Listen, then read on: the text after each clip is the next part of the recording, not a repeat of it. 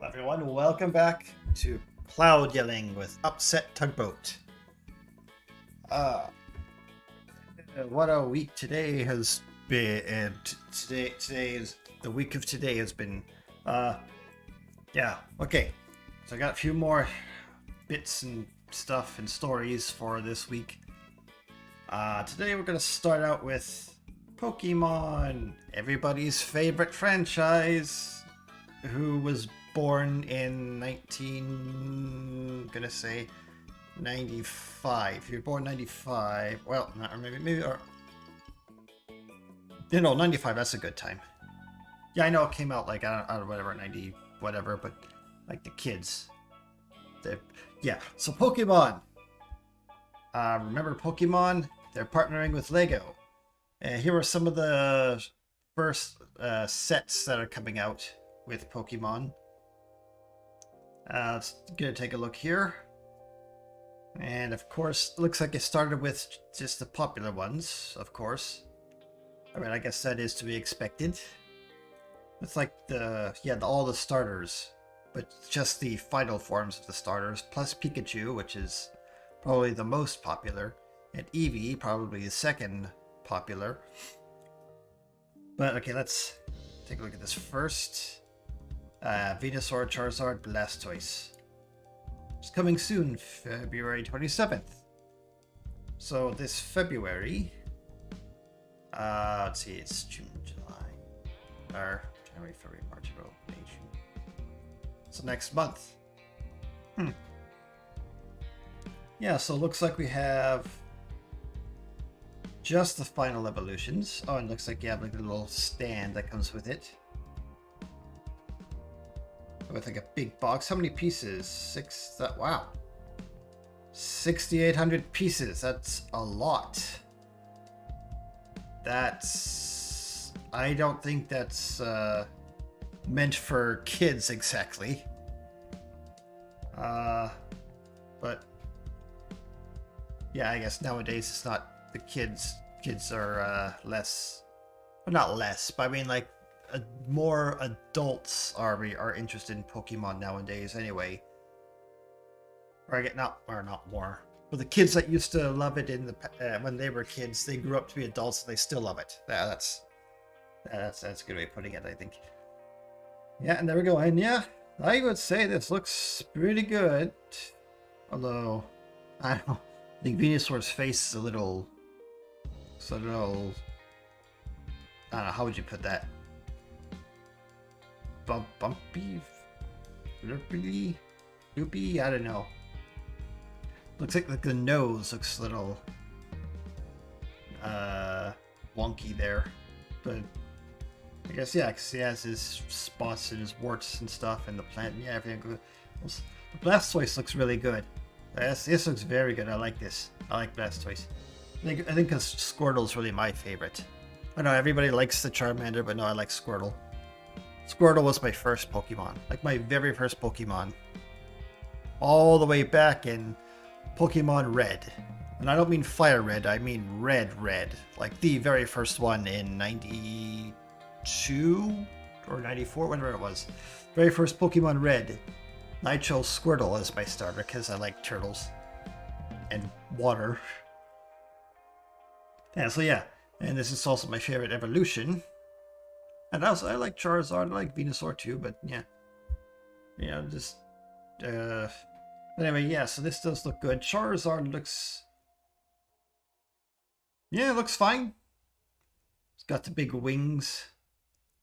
He's got a little fire piece coming out of his mouth. Oh, he's got water. Oh, and Bulbasaur's got these little vines, looks like. For like doing his vine whip. Yeah. I wonder if this wing is just like one full piece, or is it like little... I don't know. No, it looks like there's like other little pieces like on the edges and here on the ridges, and maybe the wing part is just a full piece. Yeah. Oh, and there's the stands that comes with. Alright. Yeah, looks pretty good. Like, oh, Charizard's got like on the volcano. Blastoise is, I guess, on a beach, and those are the waves, so I guess that makes sense. And this is like a little garden area. So yeah, that makes sense. And here they are Voltroning together to become the super Pokemon. By the way, I don't... Maybe this is a bit off topic, but I do not like the Mega Evolutions. Not a single one of these Mega Evolutions look good. Y'all look just weird and just not right. I don't know. Anyway, that's a rant for another time, I suppose. And yeah, it's Charizard. Oh, he's got the flame on his tail, of course. There he.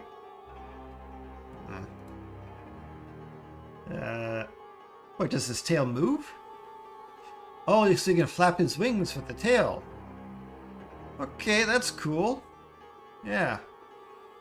I guess he doesn't actually shoot fire, but... Like, it'd be cool if they had, like, could, like, fit one of those, guns or whatever they have. Like, sometimes, like, in LEGO, if there's, like, a model that uses a gun or something, they like, have some kind of little piece that you could, like, stick those little tiny round pieces in, and it shoots out. I guess I couldn't really do that with Charizard. Or, I guess, certainly do it with this guy's head. However. Venusaur, what does he do? Does he have any mechanics? Doesn't look like it. Just got those vines. Blastoise. Oh, his guns move. So he can move his guns up and down. Oh, that's kind of lame. But, okay, I guess that's something? Whatever. Yeah, his guns move up and down. Oh, are they... Can you articulate them? Because his head moved in it. Yeah, it's like on one side. How articulate are they? So I imagine you can just at least move their arms and... No, it doesn't look like Venusaur has any kind of articulation, except maybe like the mouth. Charizard, yeah, looks like his arms, you can like adjust his arms and legs. Blastoise, I guess Blastoise too. And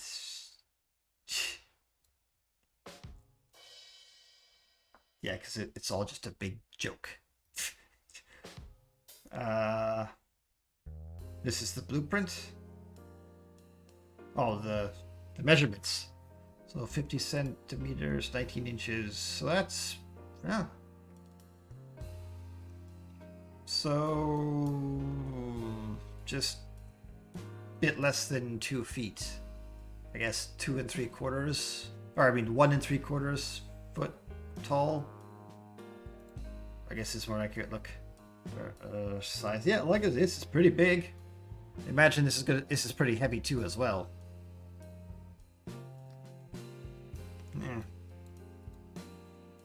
Yeah, there you go.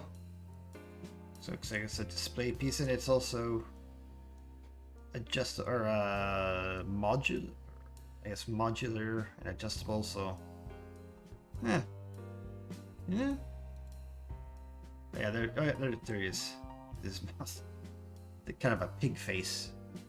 Yeah. Okay. Oh, it looks like there's a little bit of articulation for Blastoise. Claw hands, his tail. Oh, the tail. Okay. Yeah. Oh, so there you go. You put it on a coffee table. That can be like your conversation piece. Yeah, if people come over, say, yeah, I built this myself with the instructions, and yeah, okay. Yeah, there's the box. Pretty good. Alright, so yeah, this looks pretty good. Except for one thing that's kind of a sticking point for me anyway. is the $900 price tag. So that's $900. I know it's like a 6,800 piece, but like still $900. That is a lot to just drop on. I guess on just like a Pokemon product. I guess what amounts to just like a statue that you build yourself. Like I can see. Like, yeah, it does look good and all that, but I don't know if I can, like, justify $900. Like, that's rent money there. That's your grocery money for, like, I guess maybe half a year or so. Well, I guess, no. Where can you get, you can't really get gross $100 per month, so what, like, a week? Maybe, you know, 200 a week? 2, 4, 6, that's like a month. That's a month's worth of grocery bills. And yeah, I know it does look good, but I mean, that's a whole lot of money for, like, that's not something you can just like casually drop on a Pokemon product. Like, not unless you're like a rich oil baron or something where $900 is nothing to you. Like, this is. Well, I don't know. I'm sure some people. Well, no, I'm sure it will sell very well because it's Pokemon. But I know. I guess I'm not going to presume to wax economics to when I have no idea. What am I talking about? This is too expensive, at least for me. And I mean, still, like, it's $900. Even if it is $6,800, like, that's still, that is like too high even for like $6,800. Like, maybe for 10,000 pieces, maybe. But, and yes, I know the price has gone up on everything and blah blah blah. But I mean, like, who has that kind of money just lying around they can just throw at a Pokemon thing? Even if it is Lego. What's this? Find and catch them all. LEGO Pokémon have finally arrived. Join the search for hidden codes to redeem for a chance to win member-only LEGO Pokémon prizes. Really? What is that? I'll take a look at that. Or I guess that's a different thing. I guess that's the advertisements. And then here's the Pikachu and the Eevee. Let's take a look at the Pikachu. There's the Pikachu. 270. For only 2,000. 270 for only 2,000 pieces. Alright, well. Yeah, again, it looks good. That looks pretty good. Oh, he's got a Pokeball. He does. Now, Pikachu doesn't go in the Pokeball. LEGO, get your lore straight, guys. See, he doesn't come out. That little bit there makes it look like he's coming out of the Pokeball, but he doesn't go in the Pokeball to begin with. Come on, LEGO. And oh, there he is playing with his Pokeball. Alright, yeah, looks like got some kind of articulation. I guess not really with the head, because he couldn't, but me with little paws there that can go like flapping around a bit. Maybe the feet so you can steady it, so it can stand on its own. And yeah, there's the tail. It's no black tip, it's all yellow. That means we're living in another universe because there's no black tip. Mandela has done it again. Duh, curse you. I don't know what this is about. Like, you could add on extra pieces to the tail? Like, what does that matter?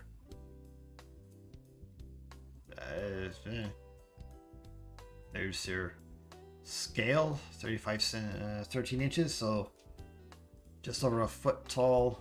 Foot and some. That's fairly big. And there he is again, just all he can do is look up. Wait, is that? Might it be like the actual size of a Pikachu? I wonder.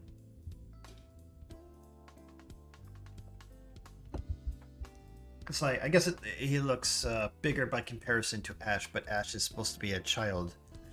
So I mean, like adult size, like I don't know. Maybe this is like height accurate or lore accurate height of a Pikachu. Yeah. I got his feet and all that. And what is that piece? What is that for? Is that like from the show or something? Where it has like a weird tail thing? And that's a... Yeah. Hope that's not copyright. To get the Pokeball. Well, he looks like he's enjoying it. Must be worth the price. Again, I don't think I could just like drop $270 on this.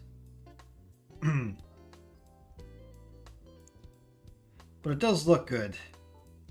I think this looks pretty good. I think this is like a pretty good first showing. Now the Eevee. Okay, now this is $85. I guess that's better, but of course it's fewer pieces, so. No, I don't think like the piece count to the dollar is very good. If that make any sense. I never really know if I'm making sense when I talk. But I just talk anyway and hope sensible things come out. Anyway, yeah, so there's the Eevee. I guess it's smaller.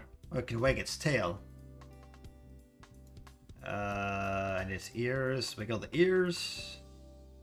It's 19, so half a foot. Just over half a foot. So that's kind of small. Yeah. Again, I don't... How big is Eevee in the game? Because... I don't know if... Would you call that, like... accurate to... game? Or... I don't know. I didn't memorize all the Pokédex stuff. Like their heights and things. But... Yeah. Almost looks like the size of a small cat.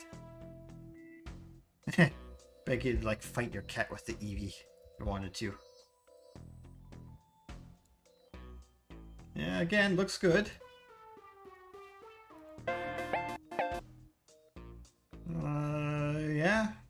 I mean, again, but like $85 and it's only $500. That's what, like maybe an hour of work. Maybe not, or more like 45 minutes of entertainment for $85. Yeah. It's too bad. Too bad they're too expensive, because I would buy, maybe not this, but I'd buy like the Charizard, these guys. I would buy this one if it wasn't so expensive.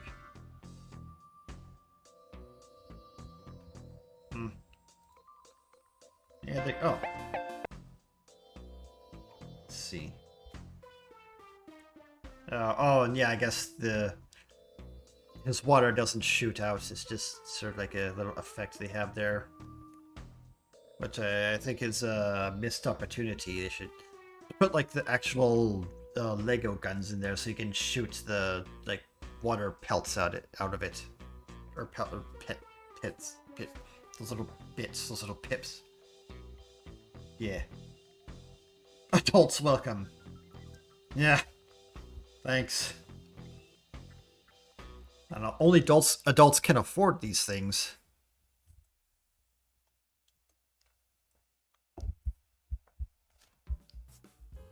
Yeah. But again, unless you're like a rich oil baron, I don't know. I can't really. I couldn't really justify the cost of this. Just too bad, but anyway, it does look good. So, what do you think? Has the prices of Lego gone out of control? Are you interested in buying these? What's your favorite Pokemon? Tell me in the comments. Okay. Speaking of Pokemon, the next thing... Go away, ads. Stupid ads. Next thing I found... This is from Screen Rant. Pokemon Ruby is getting a sequel this year. Thanks to the fans. Really? Wow, good job, fans. You did it, I guess. By Austin King. Hold on. It's been over 20 years since Pokemon Ruby and Sapphire released. I know, I can't believe it either. Well, I can, like, time happens.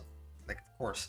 Now, thanks to a dedicated fan, a sequel to Pokemon Ruby should be releasing later this year, considering it's been over 10 years since those fantastic Gen 3 remakes on 3DS arrived. The idea of Ruby 2 sounds pretty fantastic right about now. This isn't gonna be a fan-made thing, is it? Like, you wouldn't... Like, Screen Rant, you wouldn't, spend money on an article about a fan-made thing that is probably going to be, copyright, or... What's the word? Yeah, copyright claimed by Nintendo, or, no, what is it when you, a cease and desist? It's gonna get cease and desist by Nintendo, is it? Well, let's read on. You can see regular updates on Ruby 2's progress posted by King Karate on YouTube, including a video discussing ROM hacks released. Yeah, so it is a fan-made thing. You know what, screw you, Screen Rant, for getting my hopes up like that. Really fantastic might be favorite generation. So, alright, so this is nothing. Screw you, Screen Rant, you suck. Well, I don't know. You know what? Or actually, what else do we have? Is there anything worthwhile here on screen? That's trailer to done already. Sebastian Stan's Two-Face. Oh, he's good. Sebastian Stan's gonna be Two-Face, is he?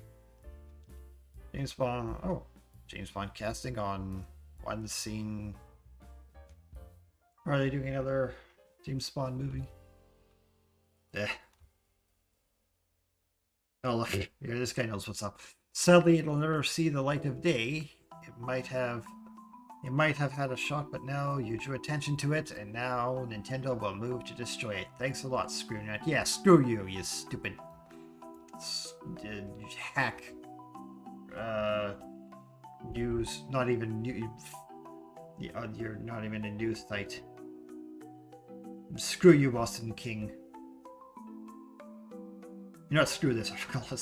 Let's go on to the next thing. Now I don't know what to do. All my article things are off.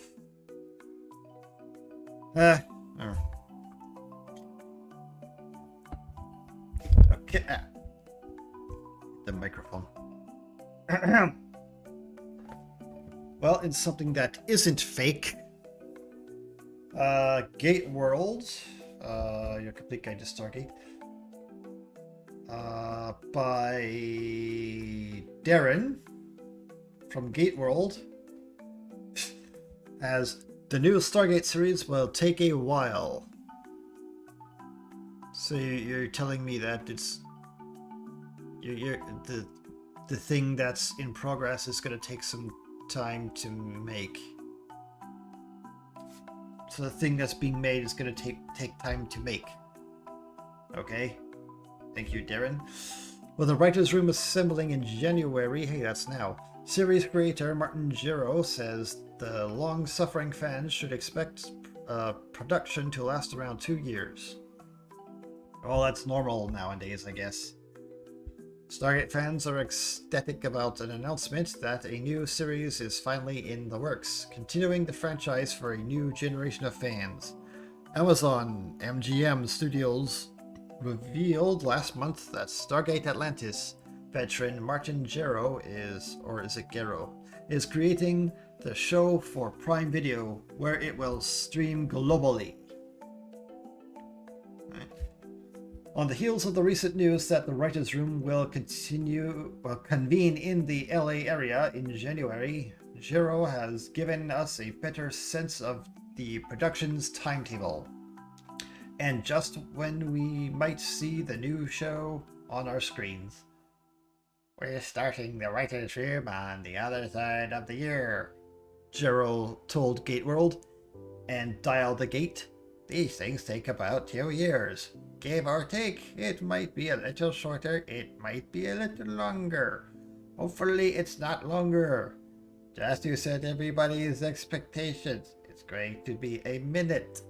We want to announce early because we didn't want it to leak. It had been 20 or 30 people inside the company that we had known about it. And to make a show, you have to hire 400 people. We wanted fans to hear it from us and not from a leak.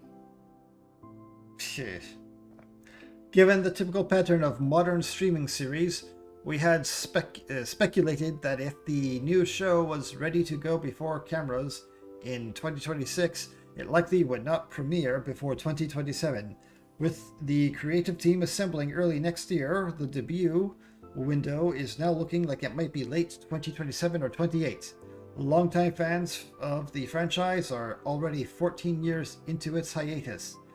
Of course, so hopefully the new series will be worth waiting a little while longer, with a new characters, new antagonists, and a story that is worthy of Stargate.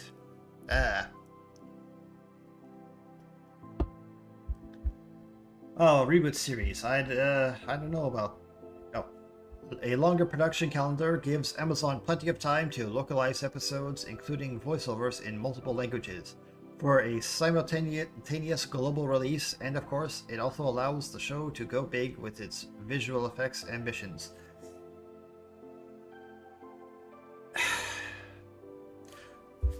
I don't know about that. Yeah, I know. Yes, I really like Stargate. I am a big fan of Stargate. And they say that, the series creator? What was his name? Martin Gero, was he like the... Not creator, or... He did Atlantis, didn't he? Well, even if he is there, I mean... Well, we've already, like... It's too late for the new stuff now, I think. Like, no matter like who you get, or I don't know how, like, I think it's just too late. Like, we can't really expect anything good anymore, especially from Hollywood. Like, the rot has already gone super deep in all of these companies, so I mean, there's no... I don't really have hope for this. Like, if this was like 20 years ago, I would be ecstatic. But now it's just, I don't want it, actually. I don't want to see it. I don't want to see Stargate ruined. I don't want them to do what they did to Star Trek. I'd rather it not exist at all. Oh, we got more. I got to read Brad's incredible script, and we started talking about it. Even then, we had started talking about an early iteration of what this would eventually be. But eventually, the people who had commissioned Wright's Stargate script were no longer there, and around 2020 or 21, Jero, Wright, and Joseph Malozzi briefly considered starting something new. But MGM's decision to sell the studio to Amazon put the brakes on further development. Sure enough, when my deal at Universal was up, I was going around seeing what was available, Jero said, and Amazon essentially said, "Hey, we know you have a history with the franchise. Is this something you would be interested in? Have you thought about it?" And I was like, "I've actually thought about it so much. I would love to talk about this." Jero was in negotiations by the end of 2023 and had an initial development deal closed by June 24. He said that the long period of silence after the Amazon MGM deal was completed in 22 was not due to any lack of interest inside the company. I suppose so, but and I think Stargate was something that's like they've already chewed through all the other franchises. Now they're down to, well, I say down, or now they're like sort of scraping what's left. Like all the big names were all just eviscerated. Now we're going after the littler names. Be sure to watch the full hour-long conversation with Martin Gerald below or over on Gateworld and Aldegate on YouTube. Gerald also talks about landing the job on Atlantis as a young writer. His subsequent work on shows like Blind Spot and Quantum Leap. Oh, what, the remake? The Quantum Leap remake is because that was very bad, and why Blind Spot is canonical to the Stargate universe. What? We will continue to cover the very last on the new production in the months ahead. I don't think I'll go through the whole interview. What's this? Oh, we have comments. Well, we have Stargate movies to be made on Stargate, revealing to the world that the recovery of Stargate Universe goes second. Oh yeah, they had like Stargate Universe 2. Did that last like only 2 seasons? What's this? True fans of the franchise shouldn't be upset that the creators will take their time with this. Well, I mean, it's fine as long as they come out with something good, which I don't think they can. Even if it is like the old guy or previous guys making it, I'm sure they want to make it good. But like all the executives and all the other interests surrounding the project, they will just tear it apart. Yeah. So yeah, no, how should I put it? I want to be excited, but I know what's going to happen. So I don't know. I really don't want this.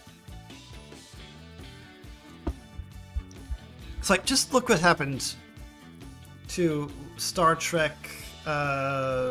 What is it? The high school academy, Star Trek Academy. Like that just came out and just, what did you do? Like why? Who thought this was a good idea? But that's I think they're going to do the same thing to Stargate. Was what they did to Star Trek and to Star Wars, and no, we have passed the golden age. We are now in the dark ages of arts and creativity, and I guess everything else. So I don't think anything made nowadays can be any good. Like, the studios will not allow something to be good anymore. Yeah.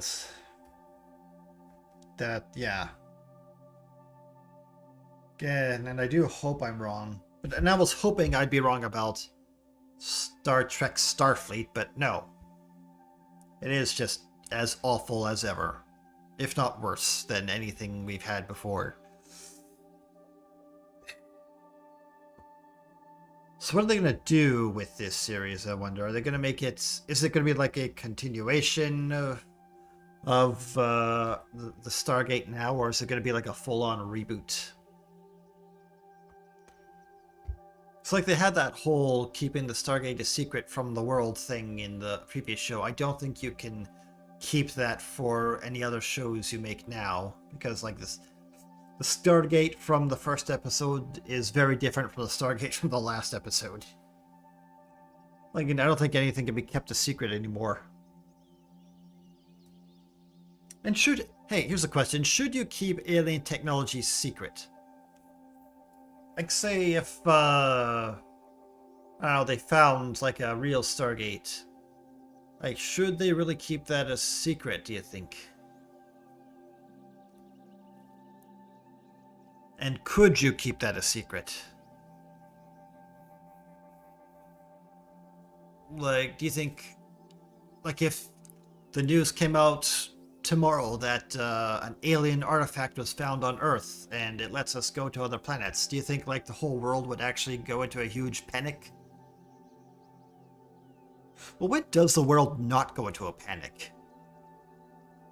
That's, like, I'm sure there might be, like, a panic for a while, but ultimately, like, it's, I don't know, what would they do with that? No, you know what? I guess it depends on, like, who discovers it. Like, if the Americans have ownership, like, claim ownership of it, then yeah, I bet, like, all the other countries in the world would just, because, like, that's like, you don't know what that can do. That could be, like, very destructive, you know, and all the other countries would, like, they'd all want to have, like, they would either, like, take it away or have their own piece of it or something. Like, you'd have to give it to, like, some sort of international interest or something. And, like, I guess, like, the United Nations, they would, I don't know what they do. Would they even, like, allow it to be used? Or would they, like, bury it again? Or destroy it? Or what do you think about how people would react to a real Stargate? And or whatever, just whatever you want to comment below, whatever you want. I don't care anything, even about the show, what do you think the show's going to be, or what, yeah, just comment something, anything, I don't care. Okay.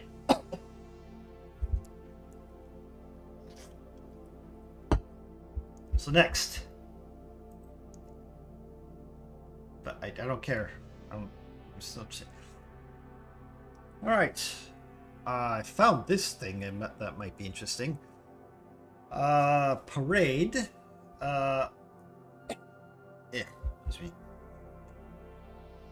Is doing like a list of 5 nostalgic reboots coming in 2026. So have these been confirmed? Well, by Ben Mund. So have these been confirmed, Bud, or is these just, are these just something you wish? Is this your wishful thinking? Is this your wish list, or is this happening? Okay. Let's just keep points. Networks and streamers heavily revive familiar TV titles to anchor 26. But or is that like a AI thing? There, copyright stop for copyright stop. TV nostalgia has been surging, and 2026 is no exception. Yeah, because everything made nowadays sucks. Everybody wants to go back to the old stuff, but they won't let us because they have to ruin that too. Networks and streamers are leaning heavily on familiar titles to anchor. Stupid ads. On. Wait, where am I? Nostalgia. Direct revivals titles to anchor new schedules from direct revivals to full reboots. These projects reflect how strongly legacy IP continues to resonate across generations. Here are 5 major nostalgia-driven TV returns that are sure to stir up memories. Okay. Number 1, Scrubs from ABC. Coming February. So they're actually coming, are they? Okay. ABC's Scrubs revival represents one of the most direct returns to a beloved series. Zach Braff, Donald Faison, and Sarah Chalk, I guess they weren't doing anything, are all attached, and the series is set once again at Sacred Heart Hospital. The revival blends original characters with new ones, aiming to extend the show's trademark mix of comedy and emotional storytelling rather than just reinvent it. Yeah, they can't do comedies anymore either. Like, nobody nowadays can actually tell a joke. Like, I mean, like how joke is is supposed to be like surprising and timing all mixed together just right, but nobody can do that anymore. Like, look at the newest Naked Gun, or the Naked Gun remake, like, that's, or any kind of, like, parody thing, like, it's not really funny. The revival, that's what I said already. For viewers who followed the series through its original run, and the appeal lies in continuity rather than overhaul. Okay. Well, I never watched Scrubs in the first place. I don't know, it just didn't really interest me.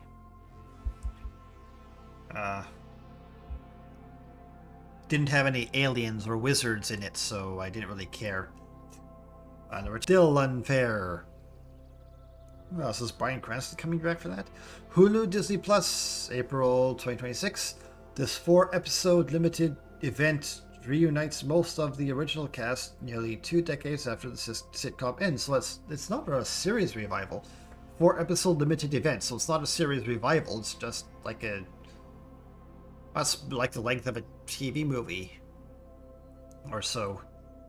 Or I guess, yeah, 2 hours. Yeah, that's like the length of a movie. So why? I wouldn't call that a series.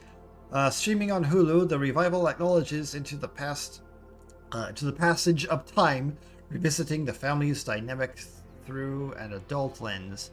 The short format allows the show to revisit familiar characters without committing to a full season continuation. Okay. Why did you call that a revival? If it's only going to be like 4 episodes, why do it? Why not just do like 1 episode or maybe like an hour-long movie event or something and just... I don't get why it had to be like 4 episodes if it's not going to be like an actual series. How long are they going to be? How long is those episodes? So I know they were like half an hour back in the days, but I don't think you could do that nowadays. Number 3, Baywatch. Fox 26-27 season. Fox's straight-to-series order of Baywatch. Straight-to-series, what does that mean, straight-to-series? Like it bypasses movies and it goes straight to a series? Isn't usually the other way around? Baywatch signals a different approach to nostalgia. The reboot will consist of 12 episodes and is being positioned as a reimagined version of the 1990s hit rather than a continuation. So, well, what's the point then? If you're going to change everything, just why are you using the Baywatch name? Like, well, not that Baywatch was any good in the first place. I mean, it is famous, but not for being like great television or great inspirational, intriguing stories or anything like that. While the core premise remains intact, the new series is expected to modernize tone, themselves, and characters' dynamics for contemporary broadcast audience. It's gonna suck, I can tell already. It's just gonna be like homogenized with everything else out there, so I see no point in watching this. Even if I'm just curious about like what they're gonna do with it. Oh. Malcolm in the Middle Star turns 40. This isn't the finish line. He's 40 years old now. Is that him at 40? That can't be him at 40. No. Yeah. Time is passing by. She just seems to be going faster and faster nowadays. I guess that happens to you when you get older. Ugh. Yeah, okay. Number 4, Little House on the Prairie. Netflix to be announced. Netflix's reboot of Little House on the Prairie reflects how aggressively streamers are mining comfort properties with multi-generational appeal. Really? Was Little House on the Prairie really that big? Did it? appeal to that wide of an audience, because I never watched it when I was a kid, or I guess at all. Never really had any interests. The series is still undated, but this development alone highlights the enduring value of familiar family-centered storytelling. Unlike earlier adaptations, this version is expected to reinterpret the material for modern viewing while retaining its historical settings. So it won't. It's what that means. Retain historical settings. Again, that sounds like it's gonna suck. Stargate to be announced. Number 5. The return of Stargate fits squarely into the broader revival pattern, bringing a long-running sci-fi franchise back into active development. With decades of built-in mythology and an established fan base, the property offers flexibility for either continuation or reinvention, depending on how it is ultimately framed. There's more than on the horizon, but these 5 projects show how nostalgia television continues to shift from occasional revival to foundational programming strategy. What classic series would you like to see come back? None. Leave them alone. Don't mess with them. Huh. I wish they didn't do this. I don't know. Name one revived series that has been successful or of any good. You know what? Yeah, do that in the comments. Tell me what revived series do you think was, or sequel series or anything like that, do you think was actually good? For me, I have no faith in any of this, of course. It's not because I want them to fail, it's because I have pattern recognition. Like everything in the past they tried to revive and make for a modern audience has always failed horribly, so I expect all of this to fail horribly as well. Yeah. Well, there you go. What do you want to see revive? Or no. Wait, what was my question? Yeah, what revived series was good? Yeah, go do it. Comment, do it. Bleh. Bleh.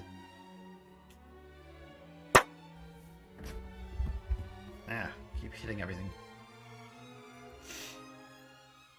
Go away, you stupid ads. Next.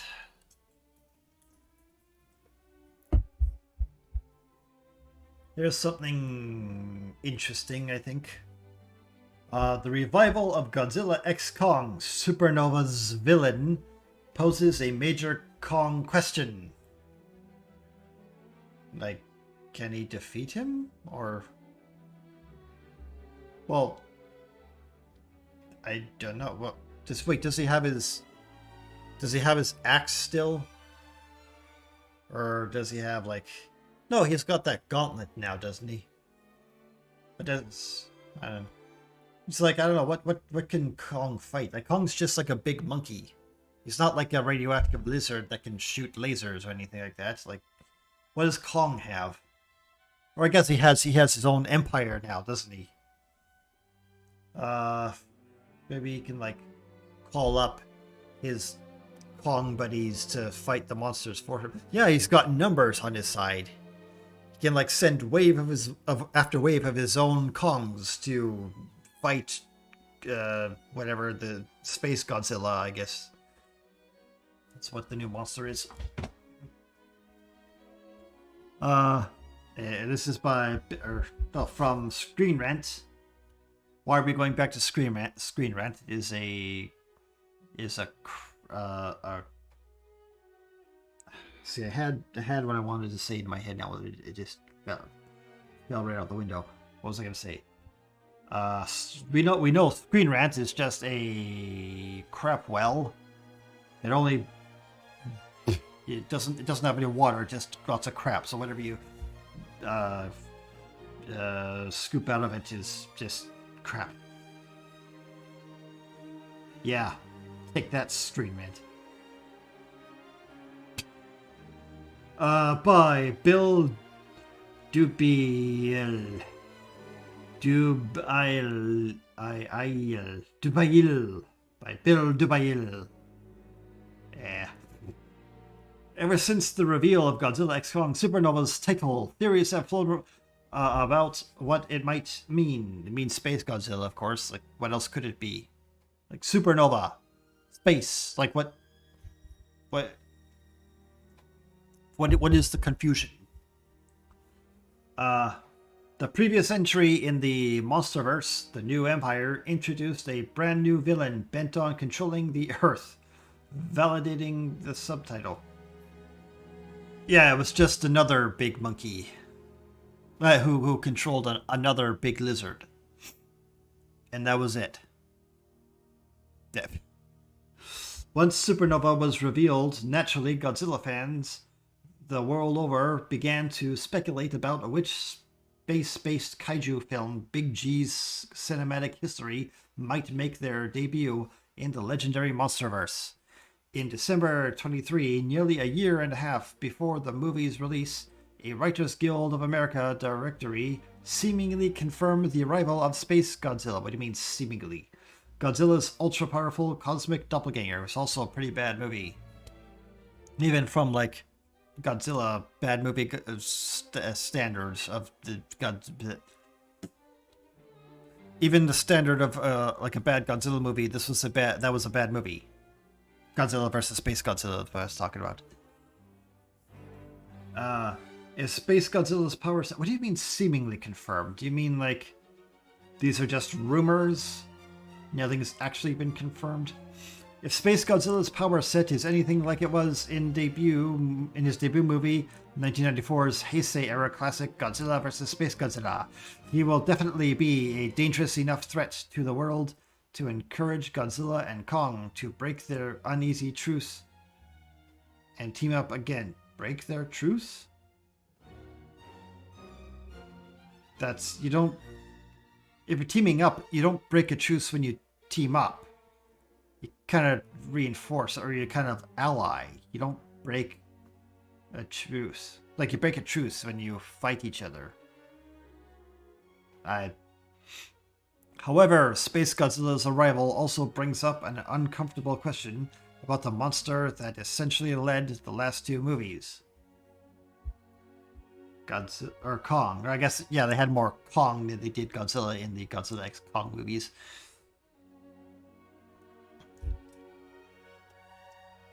I guess they did a lot more with the Kong character, if you could call it. I suppose Kong is more like human-like than Godzilla, but Godzilla's more interesting than Kong, is what I think. Yeah. Godzilla vs. Kong provides a perfectly definitive answer to the question of which of the Earth's two primary defender titans is stronger. Godzilla's size, strength, and most importantly, his atomic breath make him simply too much for Kong to handle on his own. Kong's axe and beast, B-E-A-S-T, gauntlet certainly helped to close the gap. That's what it's called? It's called a beast gauntlet? That's dumb. Like, don't do that. That's dumb. Up to toe-to-toe, he can't hang with Godzilla. Well, do you remember King Kong vs. Godzilla? Like the Showa era one from the 50s or early 60s? Like, he was holding his own pretty good. In fact, he actually won that the fight. Like, he didn't kill Godzilla, but he like fought him into submission. And yeah, by the way, there was like a rumor that there was an alternate ending shown in Japan where Godzilla wins, but that's turned out not to be true at all. But like, you can, well, I guess my point is you can like make Kong formidable enough. Like, you don't really need to add all this extra stuff. Like, Kong is very strong and he's also smart. He's got like his monkey brain. Like, you could use that. Like, just do more of that stuff where maybe you can't, like, fight Godzilla at range because he's got, like, the laser breath and he has nothing.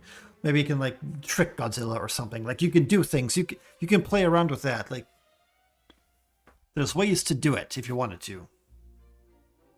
Or if you're a smart enough writer. Meh. Space Godzilla's arrival on the Monsterverse poses an uncomfortable question. What can Kong possibly do to help in the battle against him? As a flesh and blood mammal with fur instead of scales or armor, he's uniquely vulnerable to energy attacks, and even his axe and gauntlet likely won't be able to protect him from Space Godzilla's corona beams, or his more potent telekinetic and geokinetic attacks. Yeah, because King Kong was killed by some biplanes. Like, he just shot him a bunch of times, he died too, so like... I don't know, what do you think, well again, he's got like his monkey smarts. Have him, I don't know, fashion some kind of weapon. Or have him think tactically, what can he do against Space Godzilla? What if he finds out his weak point or something? I don't know. The strongest Space Godzilla theory is, as it applies to Kong, is that he steps into the Mogira role in the Godzilla X Kong Supernova and doesn't actually fight Space Godzilla hand to hand. In the original movie, it was discovered that Space Godzilla's powers originated from the crystals protruding from his body, and that it was actually Mogira who destroyed the crystals along Godzilla to finish him off. Spoilers, come on. You know what they could do is they could like give him that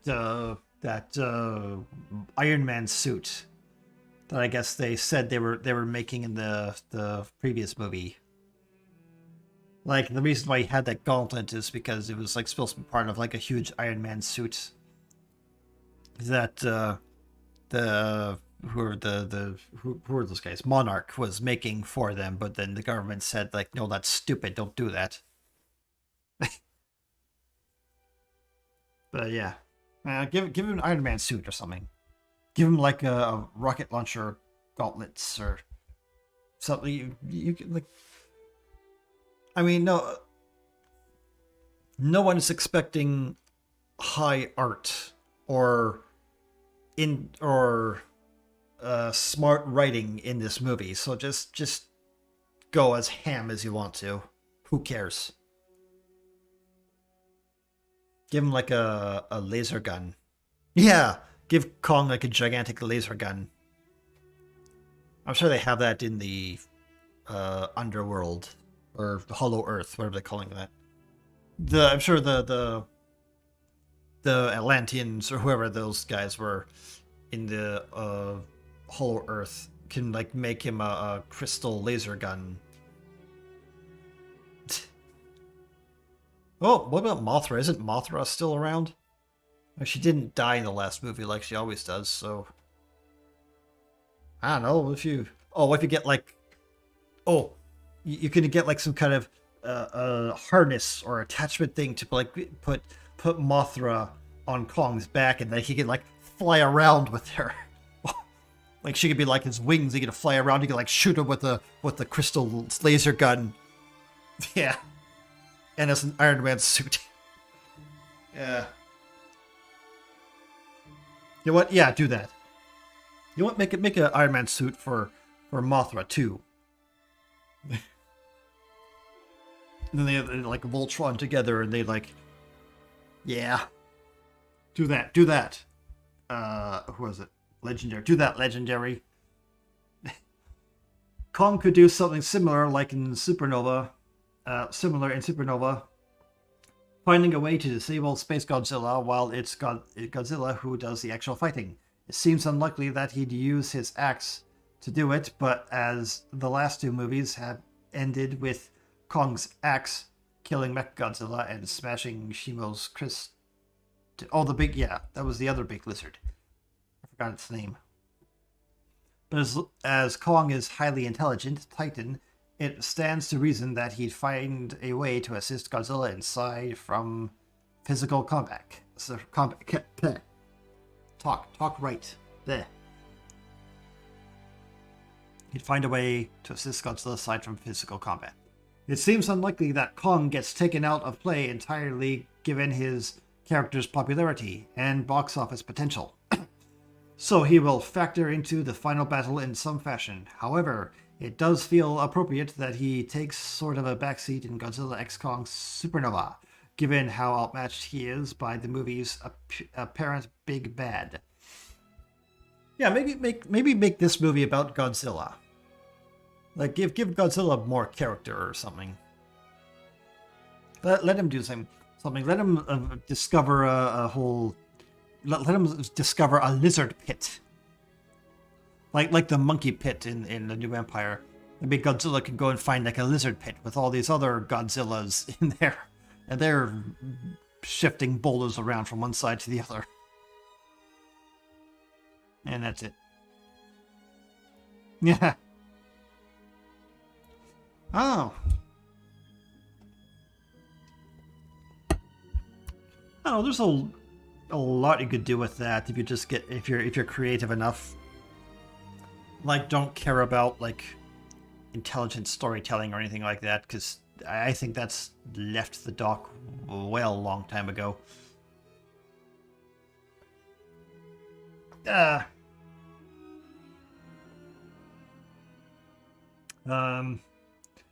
Yeah, so how about that? What do you think?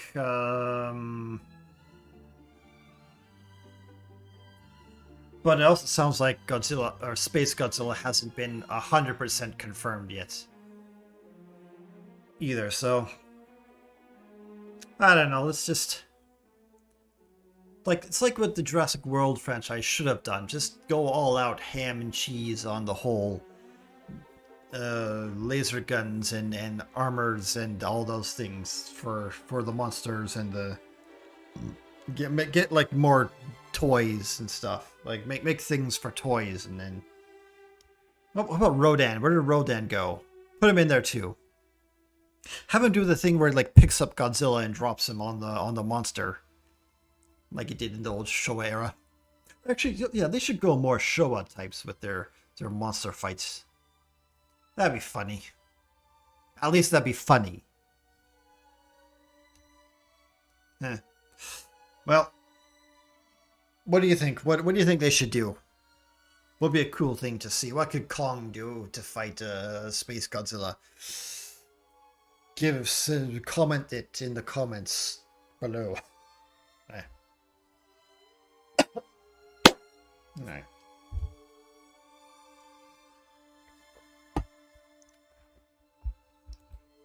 And I guess... Go away, Ad. There.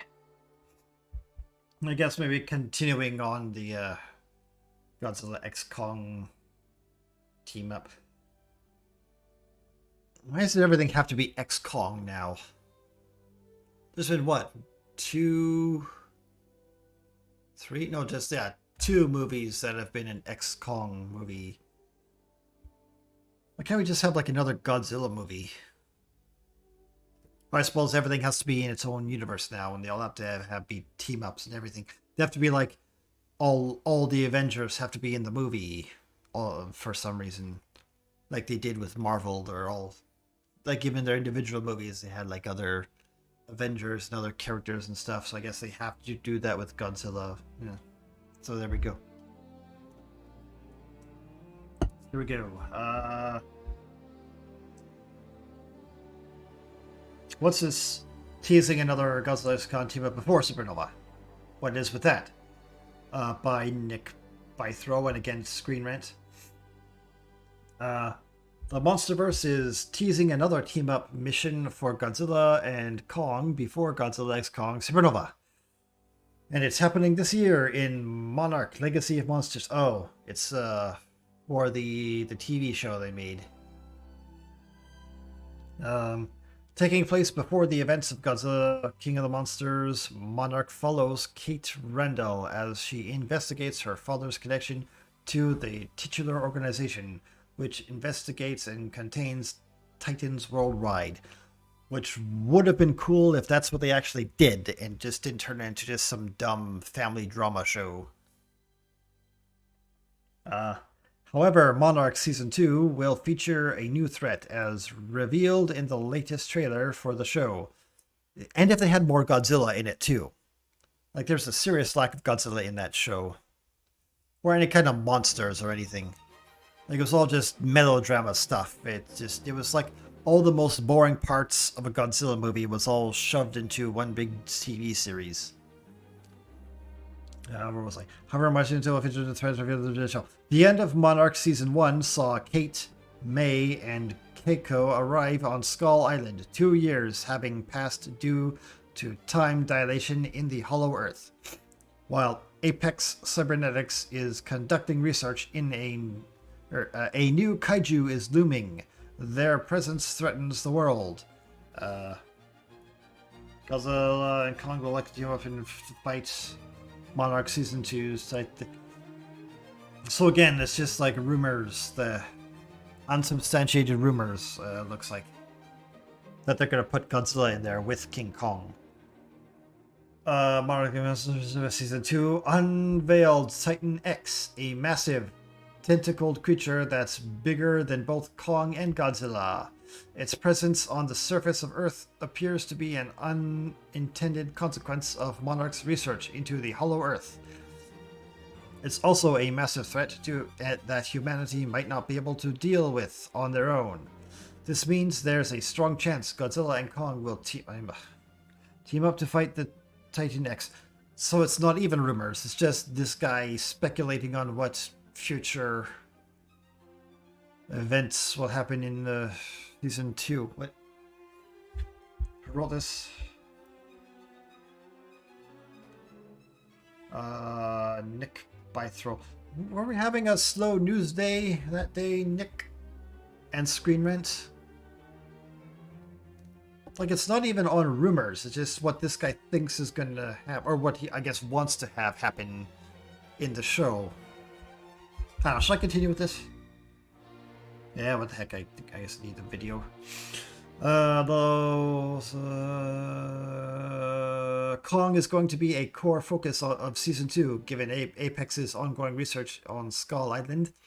But the trailer confirmed Godzilla will be showing up as well, signaling the pair might cross paths. If they do, then they might work together to defeat this new threat to the world. Well, of course they will. They're not going to work with the threat.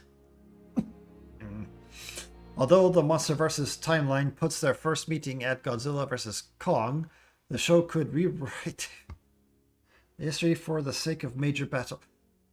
Well, I was going to say that's stupid, but I guess I wouldn't really put it past them. If you remember, like how in the Kenobi series, how they made him fight Darth Vader before A New Hope, which messes with the whole timeline and the whole thing of what they said. Yeah. So they're gonna make the Godzilla X Kong less special now. Or not X versus whatever. Work to defeat the animal. Battle also makes sense. It also makes sense for Godzilla to be involved because of Titan X's aquatic abilities. While Kong could fight it on land, the King of the Titans is the only one who could adequately handle it while in the ocean. Yeah? Why Godzilla and Kong should work together in Monarchs? I almost don't want to finish this. Well, I guess it's 2 paragraphs. Let's just power through it, I guess. If Godzilla and Kong work together to fight Titan X, it can add context to how personal their rivalry feels in Godzilla vs. Kong. No, it wouldn't, actually. Monarch Season 2 takes place in 2017, 7 years before the pair's first movie together, which could add long-standing context to their film interactions. It would also be fitting for Apex, who could gather data on Godzilla by watching him fight Titan X. So, it's not even, 2017? So it's not even 10 years old. before they start. They want to retcon it. Well, I say that, but again, this is like none of this is not even a rumors. Again, this is just what the guy thinks, or this is wishful thinking of the guy who wants to have them be together and yeah.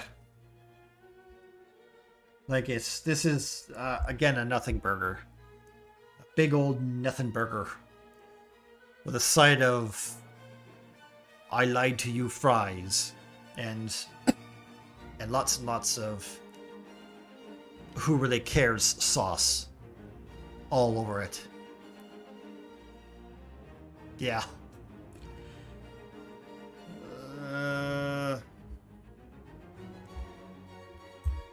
I don't know, was that long enough to make a video?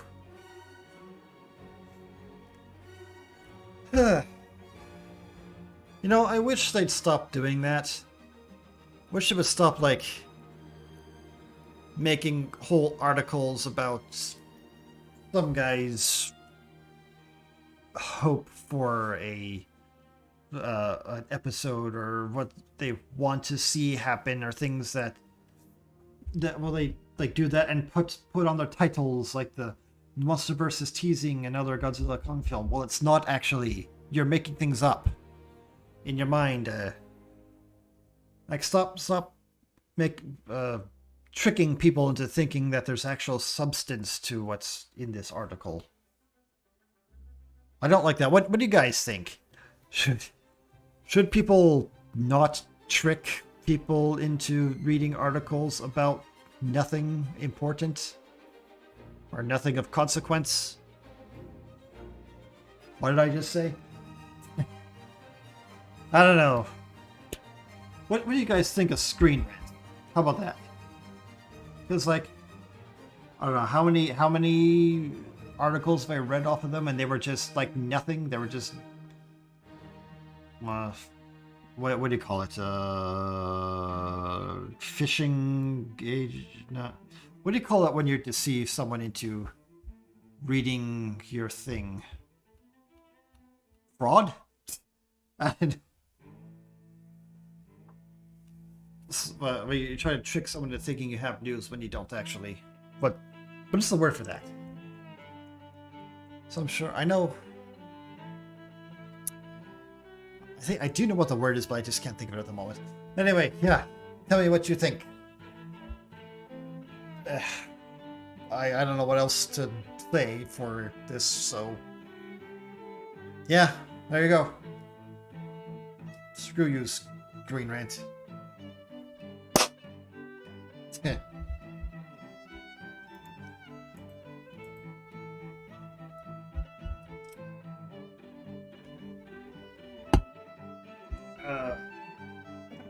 Finally. So, is it finally happening? Is the Wicked Witch finally dead?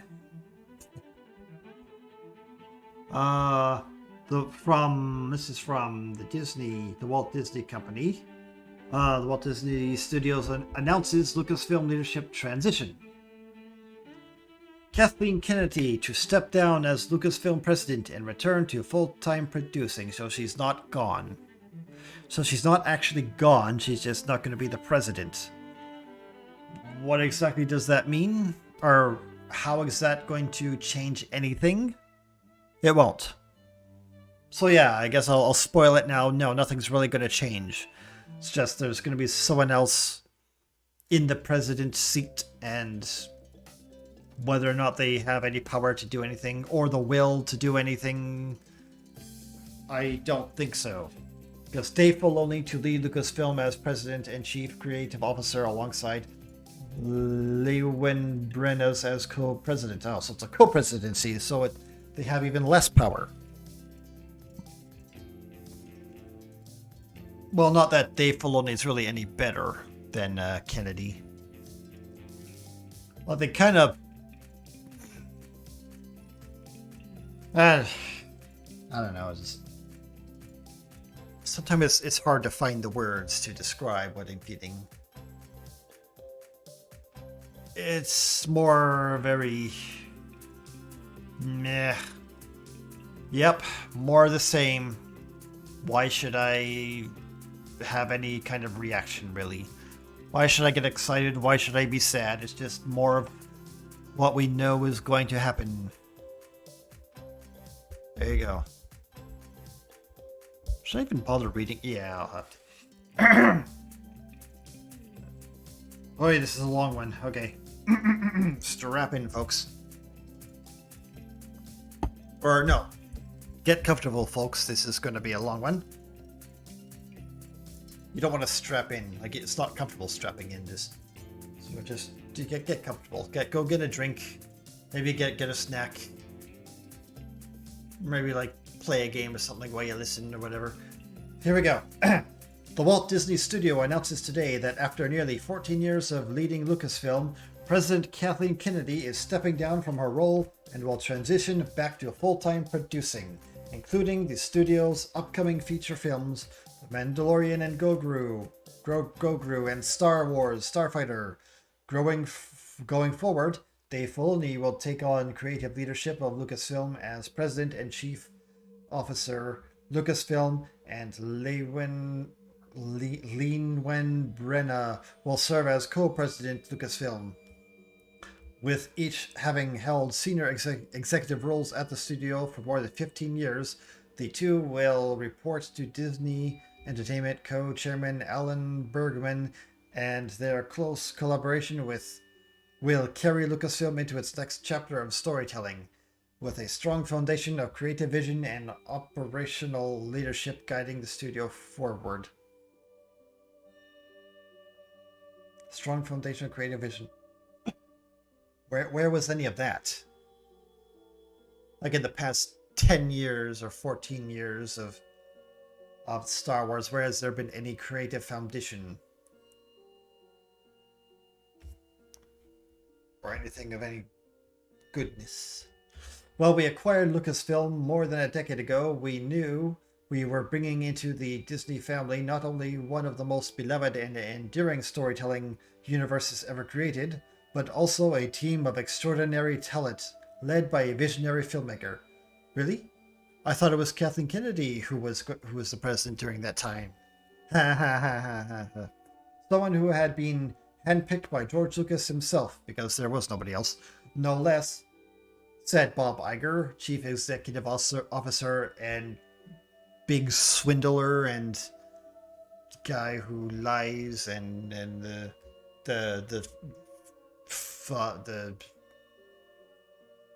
he's a bad guy. He's a really bad guy. He swindled Lucas out of the Star Wars.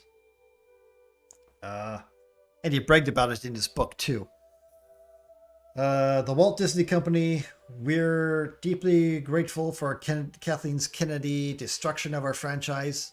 Oh, I'm sorry. Kennedy's leadership, her vision, and her stewardship of such an iconic studio and brand. Yeah, her leadership that led it straight into the ground. Good job. Good job, Disney. Good job, Kennedy. Good job, all you idiots who made this all happen. Kathleen Kennedy has been a tremendous force in the industry for over 50 years. Are you sure about that? I know she attached her name to a lot of big movies, but like she really had no influence on them. So I don't know why you would call her a tremendous force. And it's been our privilege to have her here at Disney, leading Lucasfilm for nearly 14 years of them, said Bergman, as the gunman just off screen points the pistol at his head. She has steered Star Wars into incredible box office heights and brought a new generation of fans into the fold, and kicked out a ton of the old generation too. We appreciate having her on board and produce our next couple of films, and the studio remained in extraordinarily capable hands with Dave Filoni. I would not call that capable. More like dainty, wet hands that are very slippery and gross. whose brilliant storytelling and Linwin's Brennan, I don't know who that is, an avid innovator and business leader. They are deeply passionate and experienced executives who will continue to drive the studio straight into the ground. The studio and Star Wars forward in exciting new directions. Jeez. I don't know if I can get through all of this. Like, I mean, mentally. And I guess physically, because my throat's starting to hurt now, but... this is just a whole bunch of... What do you call it? Fluffing up and... what's the word when you... Yeah... make someone look better than they actually are. Just to appease their ego. When George Lucas asked me to take over Lucasfilms upon his retirement, I couldn't have imagined what lay ahead, said Kennedy. It has been a true privilege to spend more than a decade working alongside the extraordinary talent at Lucasfilm. Their creativity and dedication have been an inspiration, and I'm deeply proud of what we've accomplished together.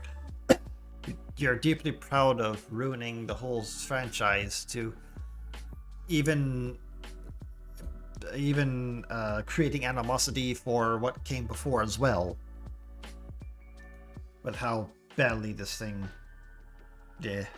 I'm excited to continue developing films and television with both longtime collaborators and fresh voices who represent the future of storytelling. So she's not really going anywhere. I don't know. That's too long. What's this? Wait, what's this? Crossbow reveals 50 years career, most accomplished producers in film history. As co-founder of Amblin, he met with Steven Spielberg and Frank Marshall, whose she attached her name to. She helped bring to life iconic films including E.T., Extraterrestrial, Jurassic Park, Back to the Future, Schindler's List, and The Sixth Sense. What did she actually do on those? Like, seriously, what, like, as an executive producer, like, what did she actually do? Like, she didn't write any of the stories. She didn't, like that was all Spielberg who did all that. Spielberg and his team who did all that. And, well, Sixth Sense, I guess that was, what's his face? J.J. Abrams. Excuse me. J.J. Abrams. Like, I don't know. How many famous executive producers are there? Like, seriously, like, if all I've ever heard about what she did with that is that she just got coffee for everybody, and she made, like, try to interject some her own notes into things that were shot down because they were too stupid. I know, I don't really feel like reading the whole thing, but well, this is from Disney, so I'm also, like, I guess I expect it to just be, like, puffed up beyond all recognition. I don't know, do you think that's good enough for today? I've been going for about an hour. No, maybe I should. I just don't have the mental fortitude to wade through this pile of crap. You know what, screw it, I'm just gonna call it. Not really a great day today, was it?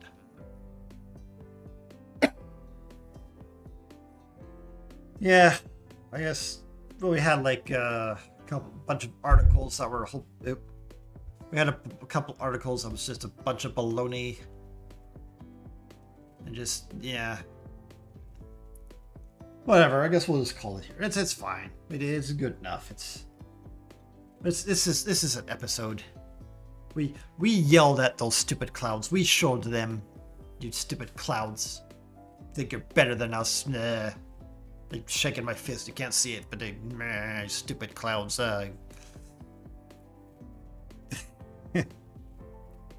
Yeah. What do you think?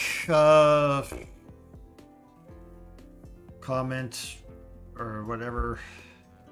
Okay. All right. Well, thank you for joining me. If you like what I do, please give me a subscribe. Hit the bell, ring the button, build the thing, do the stuff. Slap me in the face, throw in all that. And yeah, thanks for joining me for another episode. Have a good night.